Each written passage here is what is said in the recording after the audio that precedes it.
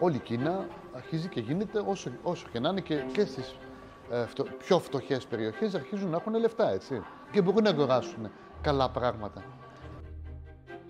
Μπορούν να δεχτούν πολύ περισσότερα πράγματα, είναι συνηθισμένοι να παίρνουν εισαγόμενα προϊόντα.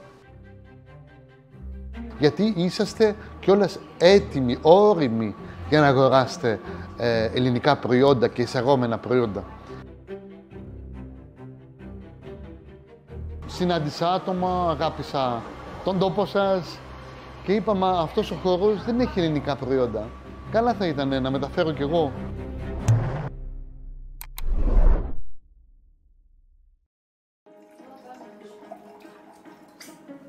Με λένε Γιώργο, έχω μεγαλώσει στο Βέλγιο, είμαι από 2 γονείς Έλληνες. Και εγώ έχω αρχίσει να δουλεύω από μικρός και μετά όταν πήγα πανεπιστήμιο παράλληλα δούλευα και άνοιξα τη δικιά μου εταιρεία στο πανεπιστήμιο. I repeat, I think this producer will become one of the top producers in the next years. Αυτή τη στιγμή βρίσκομαι στο Σουζόου που έχω χτίσει μια εταιρεία με την οποία εισάγουμε ελληνικά προϊόντα και μόνο. Σε αυτά τα προϊόντα έχουμε φυσικό και επόμενο κρασί, εφόσον η Ελλάδα παράγει πολύ όμορφα κρασιά. The thing is, because we have a very long story in wines, we have also a big number of indigenous grapes. Και μετά εισάγουμε μέλι, λάδι, διάφορα προϊόντα όπως μαρμελάδες. Τώρα φέρνουμε διάφορα, πώς τα λέμε αυτά, σαν chips τέλος πάντων, αλλά που είναι 100% gluten free και που είναι χωρίς πρόσθεση χημικών κλπ. Που είναι φανταστικά προϊόντα, θα τα έχουμε σε λίγους μήνες. Και εντάξει, προσπαθώ σιγά σιγά να φέρω ό,τι πιο υγιεινό προσφέρουμε στην Ελλάδα και να το μοιράσουμε με το κοινό στην Κίνα. Εμείς τα συντηρούμε σωστά τα πράγματά μας. Το λάδι είναι κάτω από 20 βαθμούς όλο το χρόνο. Δεν ζεσταίνει. Είναι όπως τα κρασιά.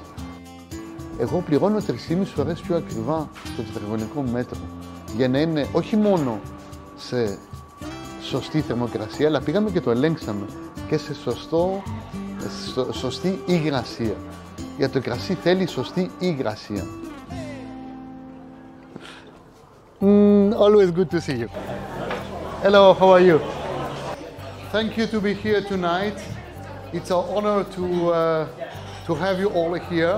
We will not boring you a lot with the wines. Και μου αρέσει το καλό το φαγητό και το καλό το ποτό, που σημαίνει ότι εντάξει, είχα τριγύρω μου φίλους που ήταν μάγειρες, που είχαν εστιατόρια κλπ. Γιατί όταν καθόμαστε σε ένα εστιατόριο είμαστε πιο cool, πιο relax.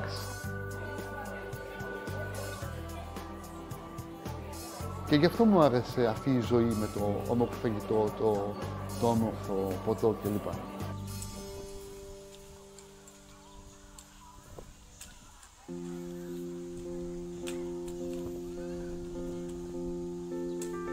Γενικά η Κίνα έχει πανέμορφα μέρη παντού, σε όλη την Κίνα. Το Σουτζού είναι από τα ωραία μέρη επίσης.